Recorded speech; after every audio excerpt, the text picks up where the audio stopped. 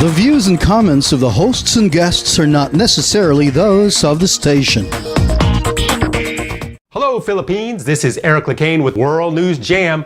We bring you the most interesting stories from around the world each week. We just don't give you the news, but we tell you the story behind the news, as well as read and answer your questions in an entertaining and easy to understand way. So please join us on DZRJ 810 AM Radio Bandito TV and get yourself updated with all the interesting news of the week from around the world right here on DZRJ's World News Jam. Watch and listen to World News Jam, Saturdays, 7 a.m. to 8 a.m. Airing on Sky Cable Channel 224 and on all DTT boxes. Simulcasting online on Facebook and YouTube. Listen and watch on your mobile devices. Just search DZRJ Radio Bandido.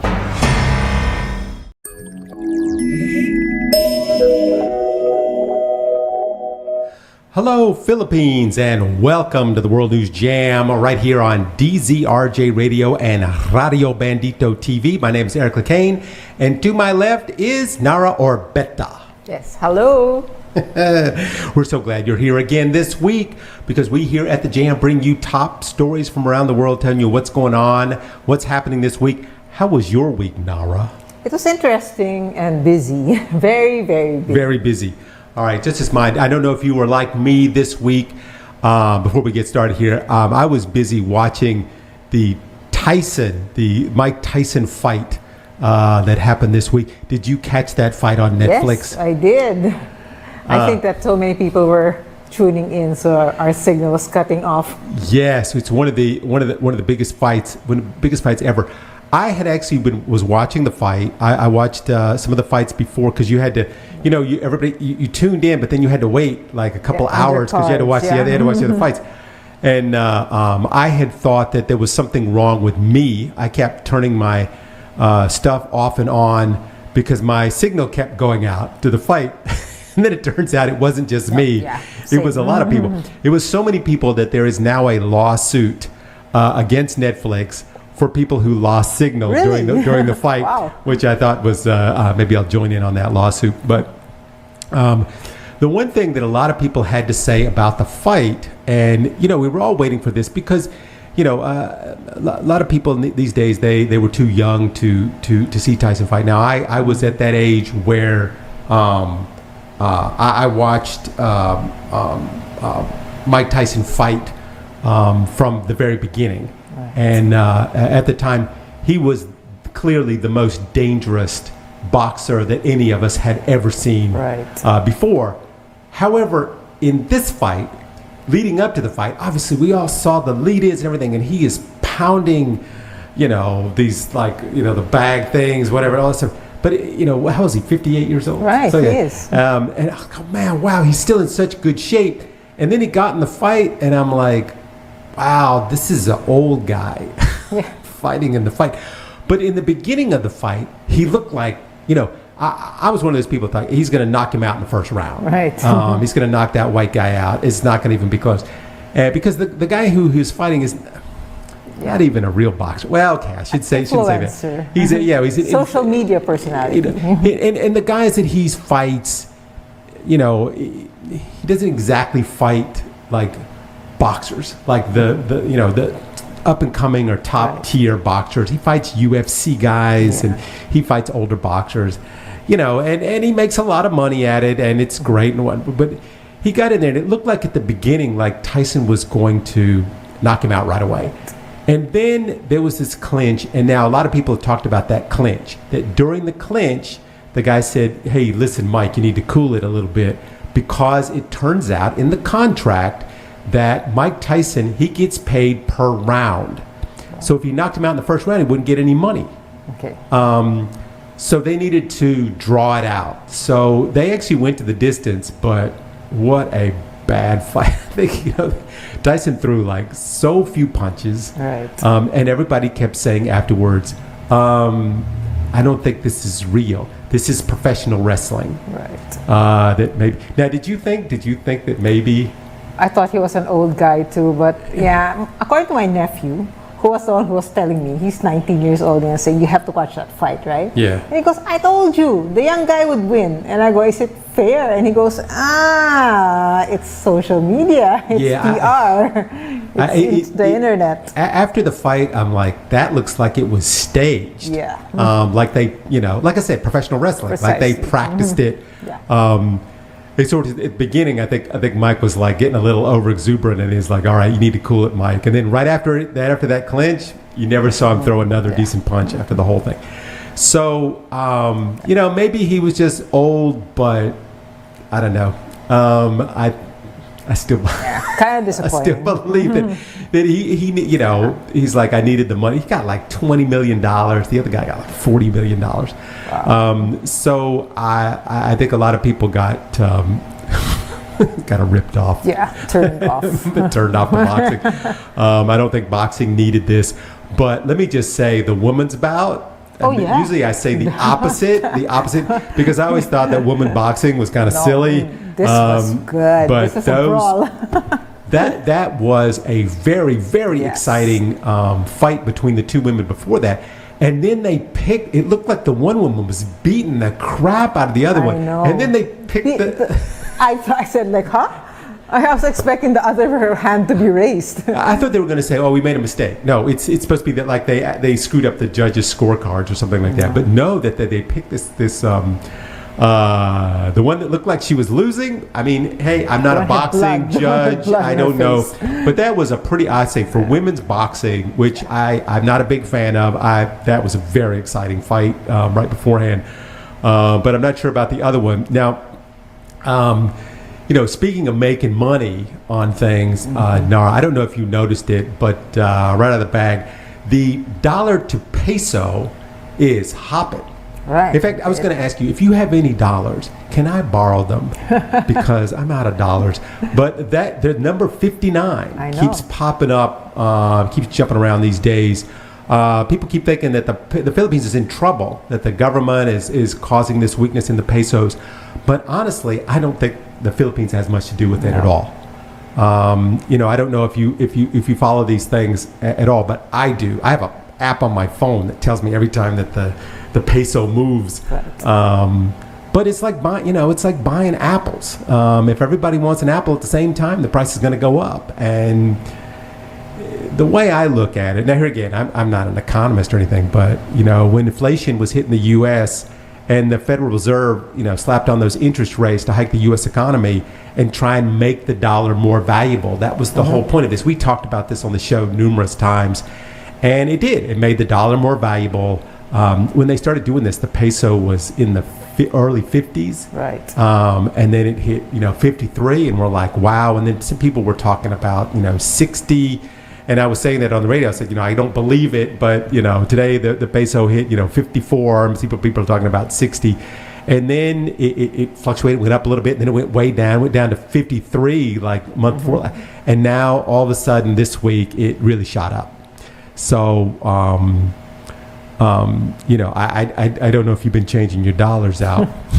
Yeah, I've been kind of saving my dollars, but the thing is, right after the U.S. election, during the U.S. election, I was thinking, as I said, I'm not an economist. I was thinking, maybe the peso will become stronger. That's what I thought. That's exactly what I thought.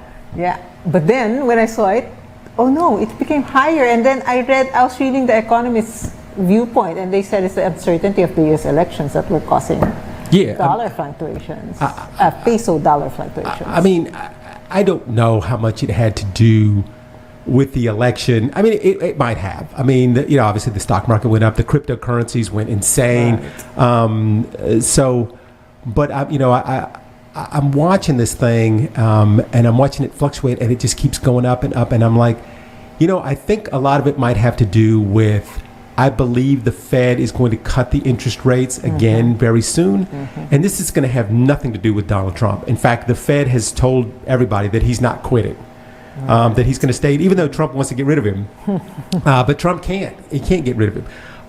So I think maybe that's when it's going to happen. Now, I do believe that the dollar is going to drop. I can't believe that it's going to stay at this point for very much longer. I think it has to settle because right now it's not the Philippines, it's everywhere. The dollar is strong across the board everywhere, and it can't stay to that point for forever because the interest rates are going to have to come back down. I mean, they did what they did, which was great for some people, bad for other people. You know, if you wanted to buy a house, you were, out of luck, which is like what happened in the Philippines. The interest rates went crazy for a while when the Philippine government tried to copy the United States, which at the time was the smart thing to do, I have to say, after COVID. But now I think it's going to start to settle a little bit. And I think here again, I could be wrong, but I think the peso is going to start to strengthen as we go into the end of December. It's good news for us. Yes. For the OFWs. I know. Good. Well, right now it's good for the OFWs. Right. What I need to do is I need to get somebody to loan me some dollars. But as we look at what is happening around the world now, this week, I know there was a report that came out this week, and I wanted to get your 2 cents on this one, that a proportion of the world that is engulfed in war right now has grown to 65% in the past 3 years. Wow. Now, so that means that the people that are currently involved in a war right now is twice the population of the country of India, which is the most populated country in the world right now.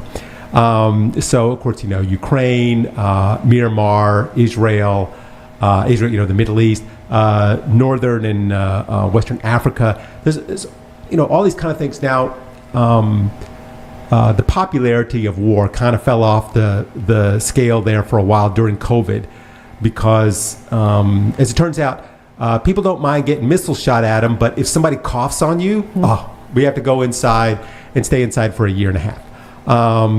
But the problem now is war is back with a bang. Right. Everybody there's so many wars going on right now. And the interesting thing that I found in this report, I read the whole thing, that the problem with wars, besides the fact that innocent people die, it's expensive. Oh, yeah. It's expensive. And this is what, seems to affect a lot more of us than you would think. In the Ukraine, for instance, this war has really hurt grain exports out of Russia. And so grain export, they send a lot of grain to Africa, also into Asia. And this has caused all kinds of inflationary problems because of that. The Houthi, the shooting at the shipping vessels that are trying to cross the Red Sea. And you think, that's so far away.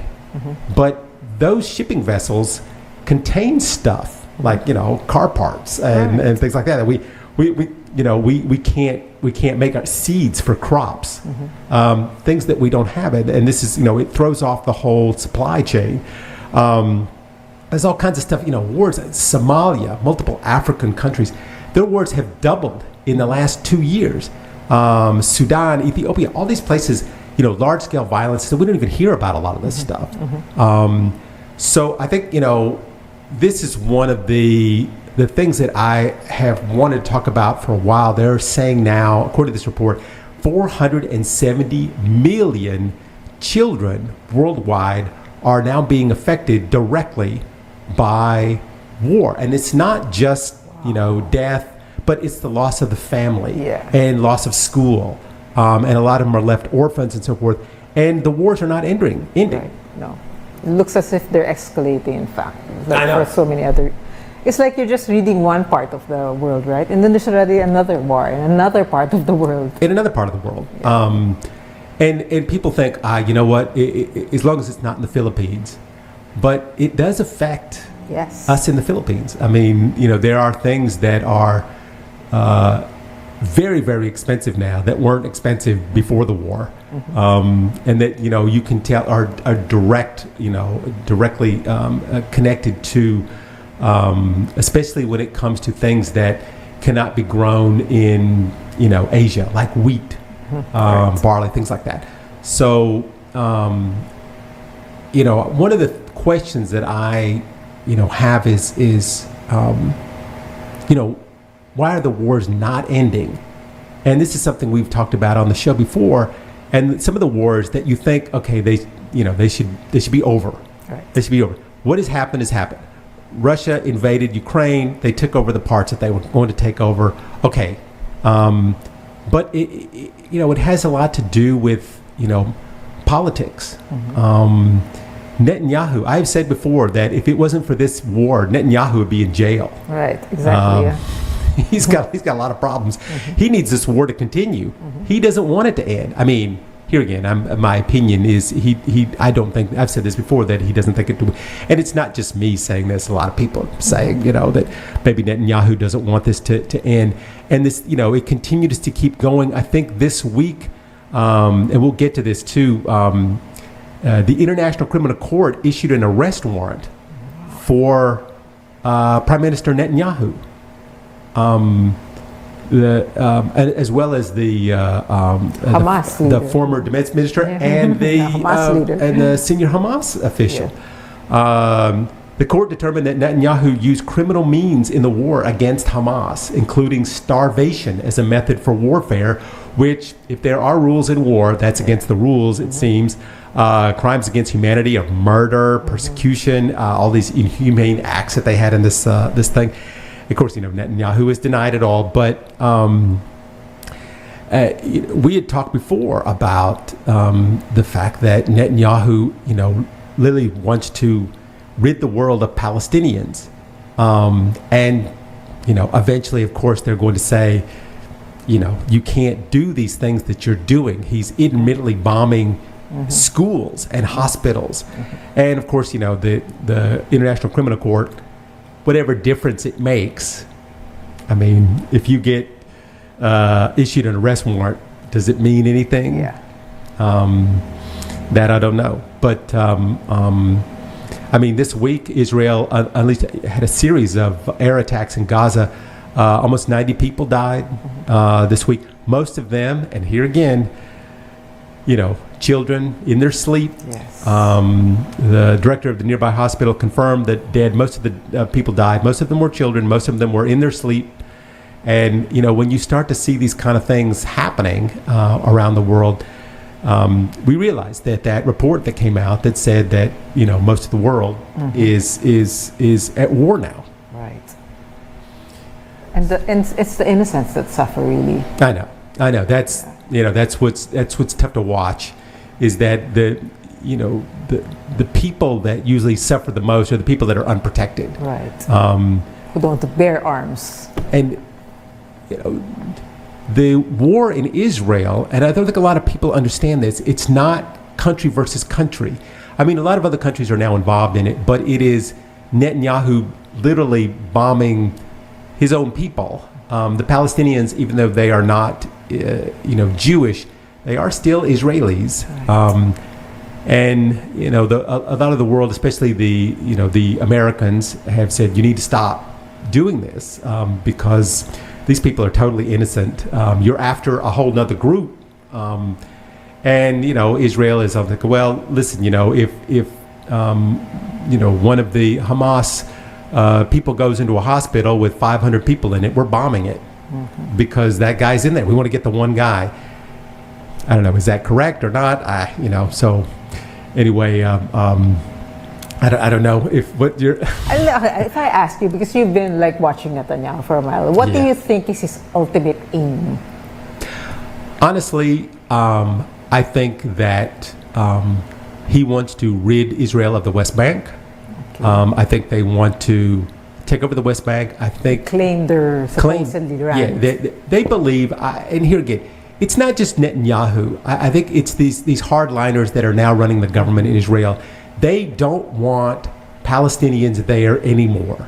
They can have a Palestinian state just somewhere else, not in Israel, which is the same, the guy that was supposed to be the ambassador from the U.S. Under Trump. He said the same thing, that, there's no such thing as Palestinians. I mean, he thinks that, they're either from another country, from a different country, they're from Syria or from Egypt. But they're not. They are from Israel. And, he says they need to move. They need to move to Egypt or to Syria or to some, Yemen, some other place other than Israel. They're not going to do that because their whole life is based on the land that they live on. It's their religion. All the religion came from there. So I don't think that that's an option. And I don't think Netanyahu is ever going to allow a two-state Israel. He's never going to let them govern themselves. That's just not going to happen until he's out of office and you get a more moderate group in Israel. So I don't think this war is going to end anytime soon. And I think now with Donald Trump coming into the presidency, and he strongly backs Israel, and I think that's going to make their surrounding neighbors be even more, be even more defensive. Be more defensive, bring up their military even more. And speaking of war and stuff like that, in the news out of the Ukraine, we haven't talked about the Ukraine in a couple of weeks, but Thursday, Russia shot a nuclear-capable ballistic missile into the Ukraine. Now, this is the first, maybe the first of its kind ever used. This ballistic missile has multiple warheads. It's a MIRV. Now, I have talked about MIRVs, but we haven't talked about it in a long time. Multi-independently targeted re-entry vehicles. Whatever. So, the United States has always had these things. Russia has had these things. But it's what they call a first strike missile. In other words, you send one of these missiles in because they're big. So they're easily targeted. So you send them first. So they go in and they cause incredible destruction. But then if you have any more, most likely they're going to be destroyed because they're big. They're hard to move around. So anyway, Russia decided to fire one of these things. And, when this missile, when it explodes, multiple warheads come down at hypersonic speed. And it's very hard for those anti-aircraft or anti-missile things to catch it. And the thing that everybody's worried about is this is a missile that you could put a nuclear warhead on. What Putin said this week was that anyone giving a missile to the Ukraine that is eventually fired on Russia is now a target of Russia. So, the question of deterrence is now dead. So I don't know. We haven't talked about Putin and what your thoughts are on Putin. This was something I remember. There was something I had learned before, that these missiles, something called MAD, which is mutually assured destruction. And that's what this is. This is what one of these things is.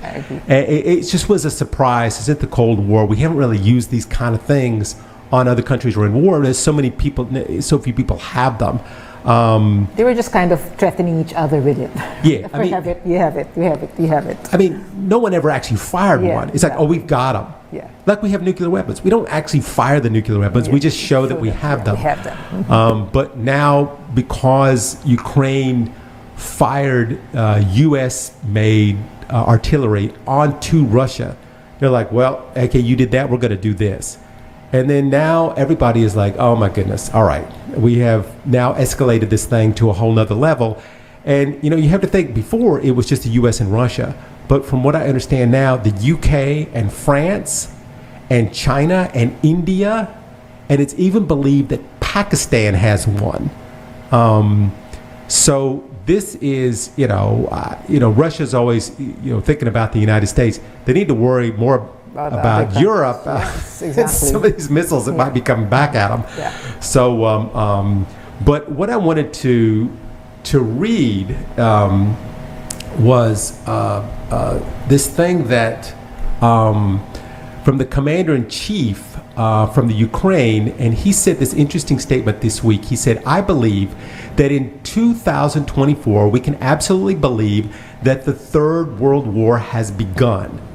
He said, because in 2024, Ukraine is no longer facing Russia. Soldiers from North Korea standing right in front of the Ukraine. He says, let's be honest, already in Ukraine, the Iranian Shahidis, those killing drones, drones. See, they're killing civilians absolutely openly and without shame, adding that North Korea and Chinese weaponry are flying into the Ukraine now. And, the Ukrainians are sending their U.S.-made artillery into Russia. So, is there a third world war happening now? so many people have been saying that, bandying that thing around, right? But like no one kind of want to confirm. I know. I mean, confirmed. I'm surprised. We've always made jokes about World War III, but I never thought in my lifetime that we would have possibly see it. We could possibly see it.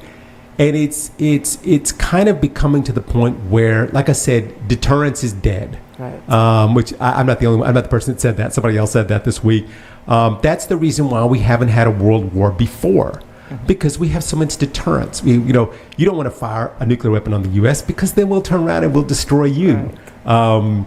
So I worry about things like that. Last week we talked about the 𝗪Ç𝗶𝗋𝗋. And this is something else that has worried me. In case you didn't know, 𝗪Ç𝗶𝗋𝗋, it's in Azerbaijan.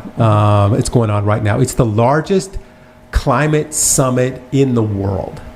And it's where the leaders trying to get there and trying to figure out how to save the world. We got all these wars, we have climate change, all this stuff going on, and they're trying to, what are we going to do? How are we going to deal with it? Because if people don't talk, then we're never going to get anywhere. Because one country will say, well, we're going to help save the world, but then if nobody else joins in, what good is it? So the issue is they're trying to tackle these problems because they know that climate change is getting worse, and how they're going to pay for it. And so that's one of the things they talked about. But I couldn't believe what the numbers were when they were talking about how to slow climate change in the world down. They said they will need $1 trillion a year for the poorer countries, to give to the poor countries, to wean them off of oil and gas. And so who's going to put that money up? I think that's one of the things. Now you have some kind of connection with 𝗪Ç𝗶𝗋𝗋. Right, my cousin is there, first cousin. And what's he doing there? He's a representative for the Catholic Relief Services, CRS. So he's been talking about, in the presentation I saw him do, it was like talking about the number of typhoons we've had in the past month, right? So just the effects of climate change is what he's been talking about, here in the Philippines in particular. Yeah, I mean, that's one of the things that they want to figure out. How are they going to, because they know there's been probably the most disastrous weather conditions in the last 2 years. Right. We've broken every record for heat, since they've been keeping records of heat. There's been, more typhoons, more hurricanes. Everything, volcanoes, everything is going to, everything is nature thing has happened. And a lot of this is happening in the poorer countries. Right. Even though the richer countries are the ones that have the biggest climate, that produce the most problems for climate change, it seems to be the poorer countries that are taking the brunt of it, and they don't have the money or the resources to combat these things. And so part of the reason for 𝗪Ç𝗶𝗋𝗋 this week is to figure out how the richer countries can help the poor countries to combat these things. Right. So who's got $1 trillion that they can use to help places like the Philippines, which is, I think the thing with the climate change messaging for the past decade maybe, it's like they always put the onus to the individual, right? Like, okay, you as an individual, you have to recycle your plastic bottles, you have to recycle your newspapers and things like that. But they really don't address the corporations and the governments that have the most power to do something, to enact policies to really combat climate change. If your government doesn't want to do this, and I mean, part of the reason I believe that Duterte pulled the Philippines out of the Climate Accord agreement was it's too expensive. It costs a lot of money to do this. To just change. To just change take solar, your manufacturing wind, out. It costs a lot of money. Yeah. I mean, to switch your cars to electric by the year 2050. Yeah. I mean, in the Philippines, that's going to mean people here drive old cars. That's going to be incredibly expensive to try and do something like to enact laws like that here. So the only way they could possibly do it is they need help. And I think that's what 𝗪Ç was trying to do. But the problem that they have in 𝗪Ç is most of the people there are oil lobbyists. Precisely what my cousin said. They're going to hold it in an oil-producing country. I know. And then, they invite all these people, and those people come there and they talk to the representatives from, the Philippines and Indonesia and Thailand. And, they're saying, you really don't want to do this. You want to do this, And so the question I have, which a lot of people have had now, I'm not the only person, whatever, this is, why are we even doing these summits anymore if this is the way it's going to go? Why are you having it in a place like Azerbaijan? It needs to be in another place where they actually get something done. Right. They actually get some agreements done. So, that's one of the things that we talk about climate change here on the show a lot, and I know that was one of the things that I'm hoping that they can get this figured out because because I think we keep. The disasters and the heat and the cold, it keeps getting worse. What if it gets even more worse and more worse? And what if we get hit, and God forbid that this ever happens, that we would have an earthquake in Manila. And a lot of people have talked about what would happen if an earthquake hit Manila. So, I think it's better to talk about it now than talking about it after the disasters happen and how we're going to deal with it. Let's get it fixed beforehand, get the money that's there for relief efforts, because we know that the Philippines is going to have major weather catastrophes. It's going to happen. It's going to happen. I think it's that's just the way it is. So why not? Let's go ahead and prepare. Right. Let's prepare ahead of time. There's another thing the Philippines has to worry about. By the way, this is the World News Jam on DZRJ Radio and Radio Bandito TV. My name's Eric, and I'm here with Nara. We're talking about interesting stories going on around the world. One of the things I did want to talk about this week was immigration to the United States, which is one of the single biggest questions that I get asked all the time, especially right now. People have asked me, since Trump won the presidency, what's going to happen to immigration in the United States? And I know you have you got a lot of friends. Do you have family there? Yes. So when my dad, in his generation, he was the only one stayed here. All of his siblings migrated to the U.S. I have blue-eyed, blonde first cousins. Wow. That's but the question I have for you is any of your family or any of your friends in the United States illegally? No. Okay. Because there are a lot of Filipinos that are almost every Filipino I know in the United States, they're there illegally. And it's not like, illegally, the United States, we don't care. We haven't cared for so long because, for instance, like the Filipinos, they bring so much that we need in the United States. The United States has an enormous lack in caregivers, especially home caregivers, and the Philippines, they fill that void. Yes. And unfortunately, most of the Filipinos that I know that are caregivers there, they are not legally there. They came legally, and then they just overstayed. They just overstayed. The people that, pick the crops in the fields. You think any of the white people are doing that? No, they're not doing that. But the Trump administration has the idea, they ran on this, that once they get in office, they are going to get rid of all the illegal immigrants in the United States, no matter what. And they have plans. And I know, I've talked to a lot of Filipinos. I said, they know where they are. They know they're there. Yeah.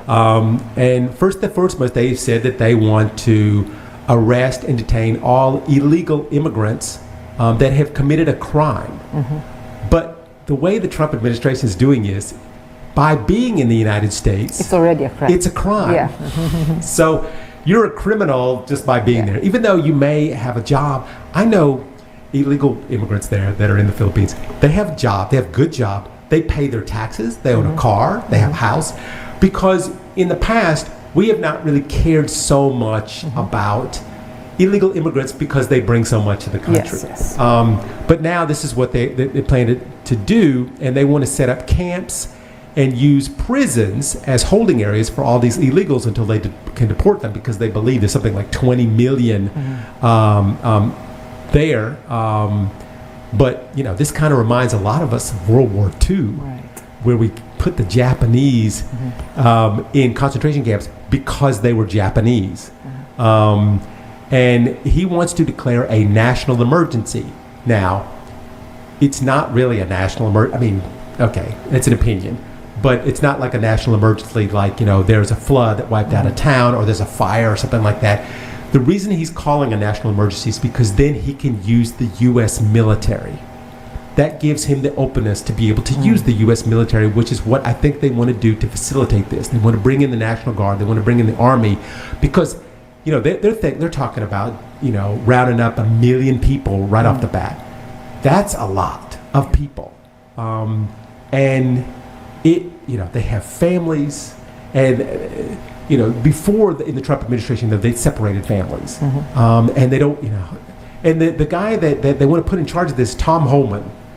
Now, Tom Homan said, we're not going to separate families. If you get deported, just your whole family will go with you.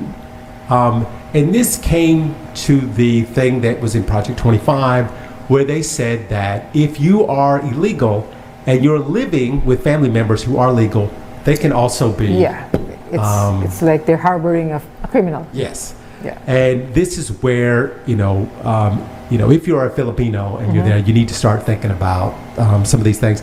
Stephen Miller, who, we've talked about a lot here on this show, he'll be the deputy chief of policy. And of course, Stephen Miller hates all foreigners. He doesn't want anybody coming in the country. And Kristi Noem, she'll be the Department of Homeland Security. And we know her very well on the show because she's the one that shot her dog because she couldn't train it.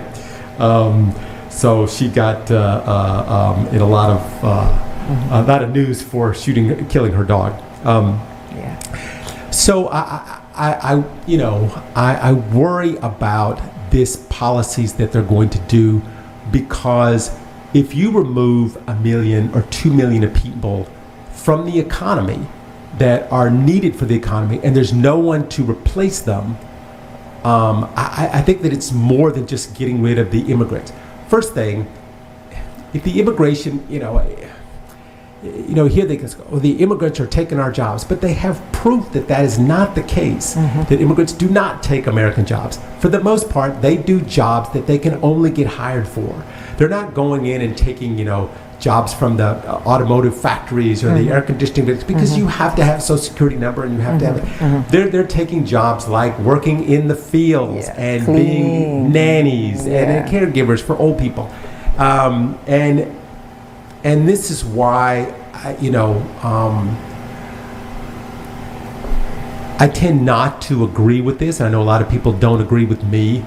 And I know that there is a problem at the border of people, coming into the country. Now, them saying that, they're murderers and rapists. I think most of them are just people trying to look for a better life. And so I agree. But if you are a Filipino and you are illegal, or you're living with illegal people, a lot of countries have said, okay, just come on home. They've sent messages to their embassies and so forth and said, if you're there before January, or in January, before they start this roundup, because when they start this roundup and they start deporting people, where are they going to deport them to, and how are they going to pay for this? If you're going to take 1 million people or 2 million people and send them somewhere, the worst thing was, in the last time they tried to do this, they separated the children from the parents, and some of the parents never found their children. And some of the children were there, and they're saying now that they want to change, they want to have a way of looking at the Constitution, because they say in the Constitution that if you were born in the United States, then you are a U.S. citizen. But what they're trying to say now is, if you were born to an illegal immigrant, you are not a U.S. citizen, and you can be deported. So, that's a constitutional amendment they'd have to put on that. I don't know how they're going to get that through the Senate, but this is just, some of the people that came into the country when they were 2 years old and are now 22 years old or 32 years old. Never known anything but that. And they're going to deport them to where? They don't even know where they come from. Or they, if they went back to where they came from, they wouldn't know anybody. They wouldn't know anybody. So I worry a little bit about that. There are other things in the United States that are going, these are the things that we really have to worry about. Now, there are things that are going on in the United States right now that are crazy. I have a question for you about immigration, because this is because you're American, right? And this is just my impression. When he was first elected as presidency, he had all this rhetoric, right? But he was going to do this, do that. But he had kind of like a break still to the things that he was able to do. But now it seems like no brakes are being applied. This is just my impression. Like he just wants to go out and do what he wants to do. Yeah, I mean, you can tell that by the people he's putting into his cabinet. Right. I mean, he's putting in some people that it's not like one or two people that are shocking everybody. Every one of them is shocking everybody, because they're extraordinarily unqualified. A lot of them, and it turns out, before. When he won the presidency, the Republicans helped him. They picked really good people and put him into his cabinet, people that had experience, people that had done this before. And then when he got in there, he's like, well, you got to do this. And they're like, no, sir, you can't do that. That's illegal. Well, I'm going to do well, that's illegal too. And, he had a lot of problems, especially with his AG, Attorney General, who he put in there, somebody who had a lot of experience in government, had been there for a long time. And he was a total Trump loyalist. He liked Trump. And then after a couple of months, he kept telling Trump, you can't do this. This is illegal. And Trump goes, I'm the president. And he goes, still, you can't do this. Right. And then he got rid of him, and then he got another one, and then he got rid of him, and then he got another. And, if you look at Trump's cabinet from before, not one single person in the cabinet is supporting him now. So if he can't get people that are real, that can do this, then he's going to get people that are not real. And a lot of people that he looks at, that he's trying to get, are people that are television people that he sees on TV, and he likes the way they are on TV. And of course, the big one this week, Matt Gaetz, been all over TV. We talk about Matt Gaetz a lot on TV here. He's a former congressman from Florida, and he was chosen for the U.S. Attorney General. The Attorney General is the most powerful policeman, I guess you could call it, in the U.S. Yeah. It's an extremely powerful job. He goes after terrorists and corrupt politicians, international sex traffickers. It's a hard job to get. Bill Clinton had 2 of his AG nominees denied because, of course, they had illegal nannies years before, and they couldn't get through because of the illegal nannies. It's a tough job to get. And also, you have to be partisan. You have to be able to indict Republicans and Democrats. You're supposed to be down the middle. But it's just the AG is the one that's supposed to be able to investigate politicians. Usually it's for corruption, insider trading, stuff like that.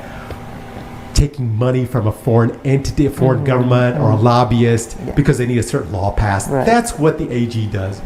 Very rarely do you see them go after a congressman for paying underage girls for sex. So, but they did. They went after this person and investigated them for sex trafficking of minors. And that's the guy that Donald Trump picked, Matt Gaetz. So, let's update from what happened this week. And I'm sure you've been watching this as I have. The DOJ did not charge Matt Gaetz for that crime because it seems there was an issue involving the girl's actual age. She was 17 and a half or 17 and 3/4, so she was close to 18. And they were worried about the credibility of the witnesses. However, this week, lots of information has leaked. Of course it did. And confirmed that the 2 girls that supposedly he had sexual relations with, he actually was with them several times. He provided them illegal drugs, plane tickets, and then there's the worst thing, the Venmo payments. Matt Gaetz used Venmo to pay the girls. Over $10,000 he spent paying these girls.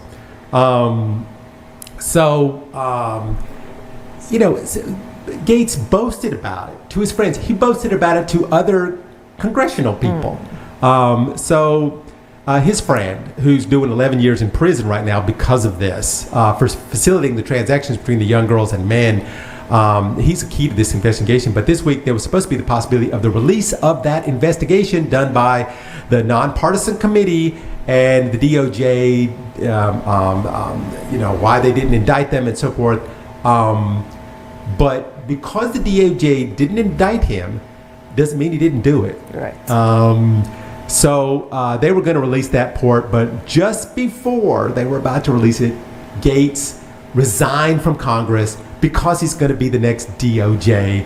And so they had a vote to see if they should release it so the public can see it. And guess what the vote was? No, because he resigned.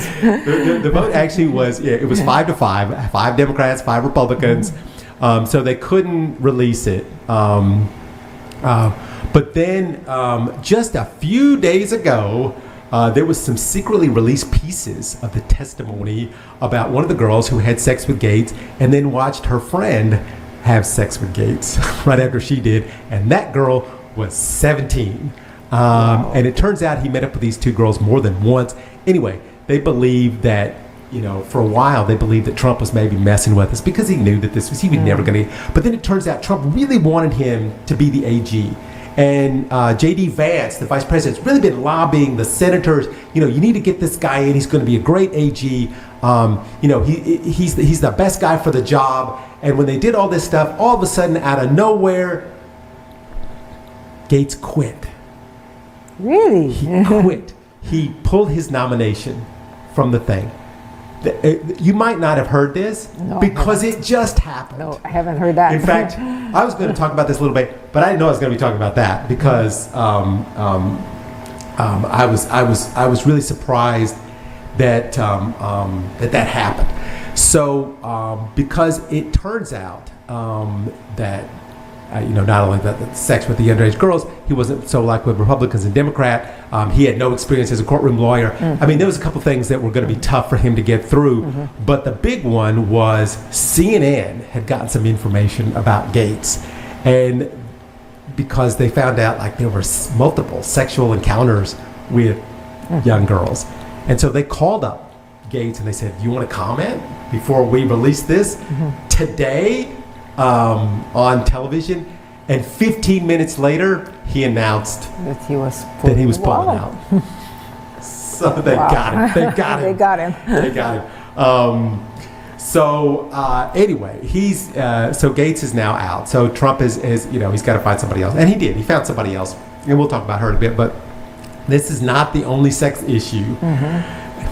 Of course, in the United States, it's not.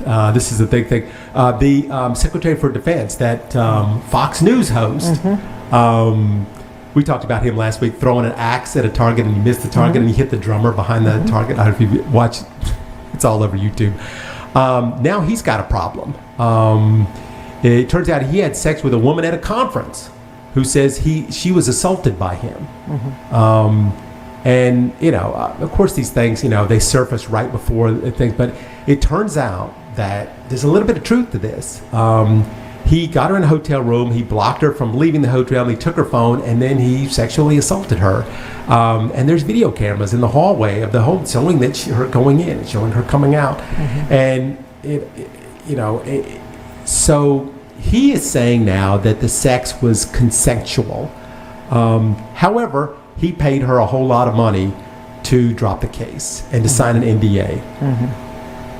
I don't know. I mean, there are multiple witnesses. Consensual with NDA. It turns out that he was, acting inappropriately at the conference, and he was hitting on a bunch of women. He's married, by the way. So she thinks that he put a drug in her drink because she was very groggy, and she remembers telling him, no, don't do this. So then she stumbled back to her room and then went to the hospital. And when she was in the hospital, of course, the nurses called the police because they actually thought that she had been raped. So, the Trump team, they said, well, we didn't know about this, but it's no big deal. So besides the fact that he is incredibly unqualified, he's a Fox News host. Wow. What do you I don't know what you think. And of course it doesn't end there. No. Yeah, of course it doesn't end there. The list goes on. You know who Linda McMahon is? Yes. Have you heard about Linda McMahon? Yes, because my nephew, he's a big fan of that. Linda McMahon was nominated by Donald Trump for Secretary of Education. Now, she's married to was married to Vince McMahon, who was the CEO, the World Wrestling Entertainment yes, Company. That's what my He was the nephew head of is that, a fan of. You know, and there was a time that we all try to forget where Trump was in the WWE as a guest, and he won some kind of bet, and he got to shave Vince McMahon's head. It's, you know, crazy thing that happened on thing. But anyway, she was the CEO for a time of the WWE, Right. and she started getting into politics, and she had 2 tries at the Senate, lost both times, and instead decided to become somebody that just gives money to campaigns. And so she gave money to Trump's campaign, and that's all it takes. Yeah. And then you can get yourself a secretaryship. But there's a problem now. They thought that they might get her through, not because she is completely unqualified to be the Secretary of Education, that she has almost no experience in this thing. I have more experience than her. I used to be a teacher. I mean, yeah, I would say you probably do. But the problem was that there was a time where there was a guy in their organization who was an announcer, and he, you know, they had this thing called ring boys, and ring boys would set the ring up and tear it down, whatever, and they were always very young. And this announcer supposedly went after ring boys, and supposedly he assaulted quite a few of them, and did some things with these young boys. And Linda McMahon and Vince McMahon knew about it, and they knew it was going on, and they let it happen. And eventually it got so bad that they had to fire the guy. But then later they hired him back, saying, "We'll hire you back, but you have to promise not to have sex with young underage boys anymore." And he said, "Oh, yeah. And as soon as he got back, first thing he did, started having sex with underage boys again. And so they let this go. There was multi-million-dollar payouts at the WD for all kinds of sexual allegations, for all kinds of things that they paid off these people. But anyway, this has come back now to haunt Linda McMahon as she tries to become the Secretary of Education. Yeah. I mean, it's just, you know, these things, You can't make that stuff they just up. can't make this stuff up. And, you know, not to keep going on and on, but I'm going to keep going on and on. Now, there's a woman that I talk about a lot here on the show, Marjorie Taylor Greene.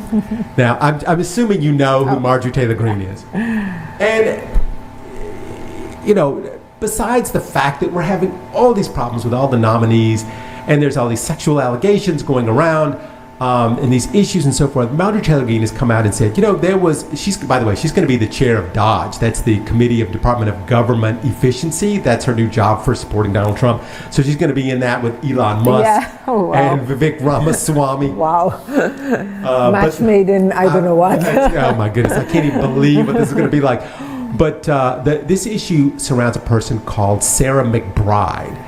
And she was just elected to Congress, and she is a trans woman. And she is the first trans woman to ever be elected to Congress.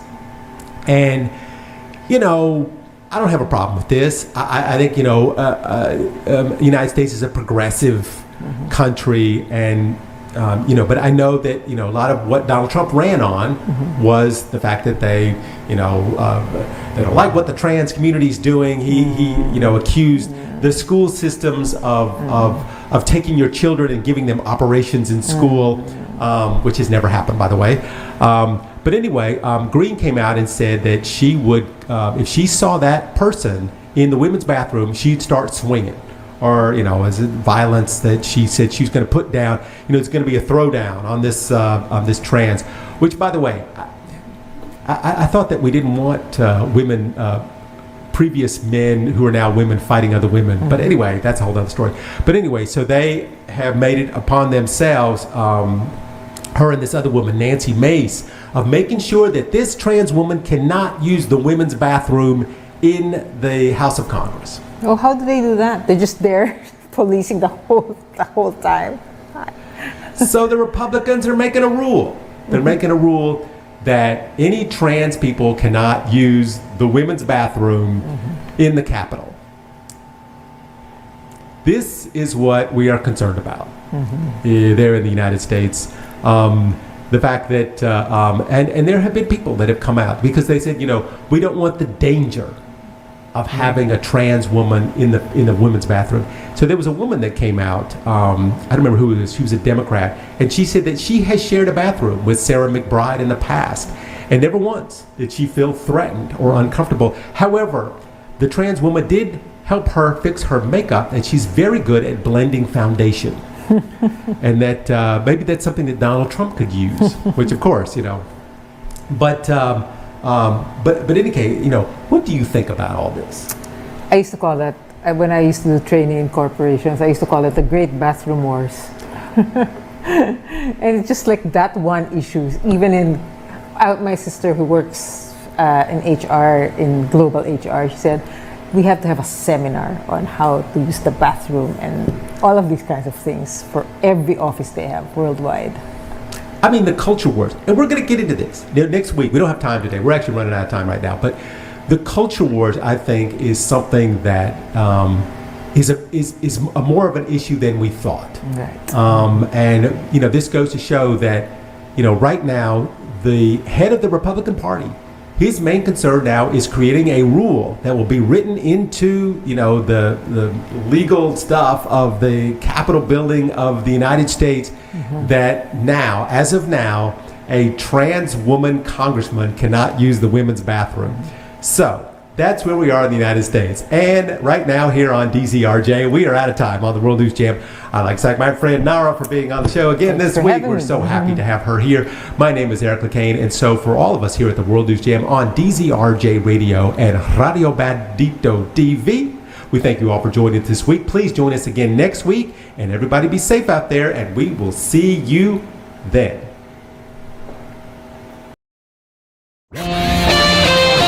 The views and comments of the hosts and guests are not necessarily those of the station.